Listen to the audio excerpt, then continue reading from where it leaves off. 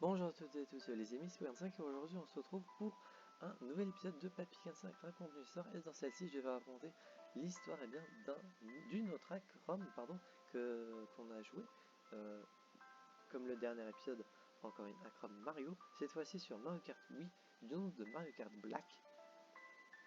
Contexte, c'était également avec le dispositif Wii qu'on sait pour avoir autant de jeux que l'on souhaite.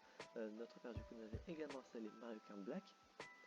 Et dans ce jeu, bien qui est une acrom de Mario Kart, certains skins de personnages étaient différents. Par exemple, Mario et Luigi avaient un skin plutôt sombre par rapport à leur habit rouge et vert.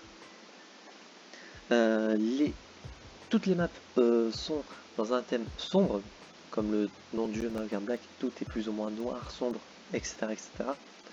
Les maps, certaines de ce genre sont assez stylées. Le jeu est du coup par logique plus compliqué du fait que déjà tout soit noir, on n'y voit pas grand chose, enfin ouais, on n'y voit plus ou moins pas grand chose, donc faut vraiment bien voir. Pas jouer ça de nuit, c'est impossible je pense, et de jour s'il y a trop de lumière c'est impossible non plus je pense.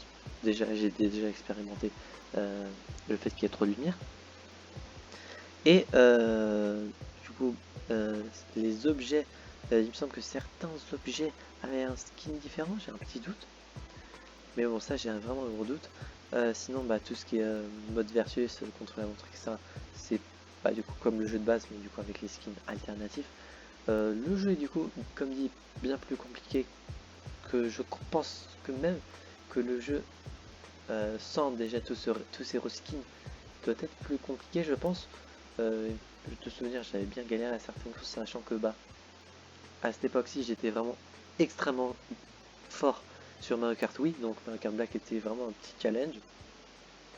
Il me semble qu'aujourd'hui même j'ai pas fini le jeu parce que forcément je joue à d'autres trucs à côté et je n'étais pas 100% full sur Mario Kart Black.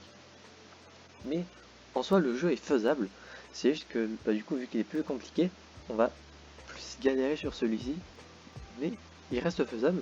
Les maps pour certaines sont vraiment stylées, pour d'autres on n'y voit absolument rien.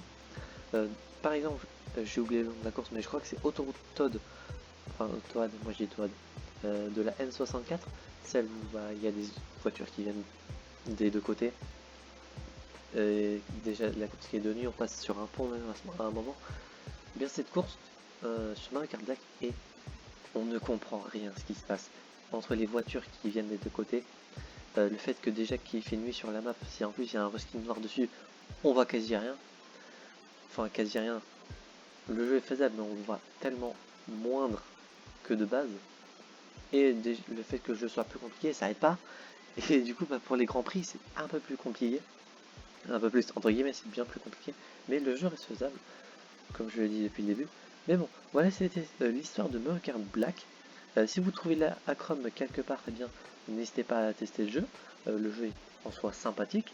Et en plus, juste quelques petits détails. L'écran d'accueil du jeu avec un Mario qui fait une tête ou qui peut faire peur.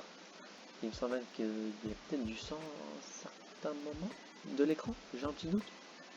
Mais bon, si vous avez l'occasion de tester le jeu, n'hésitez pas, en soi il est vraiment sympa. Et d'ici là, j'espère que cette anecdote vous aura plu. Si c'est le cas, n'hésitez pas à vous abonner, mettre un petit pouce bleu, activer la cloche, à mettre un commentaire si vous êtes fort à Mario Kart, voilà, et principalement Mario Kart oui. Et on se retrouve donc, j'espère, la prochaine fois pour de prochaines aventures. C'était Papy45 et je vais vous dire enjoy.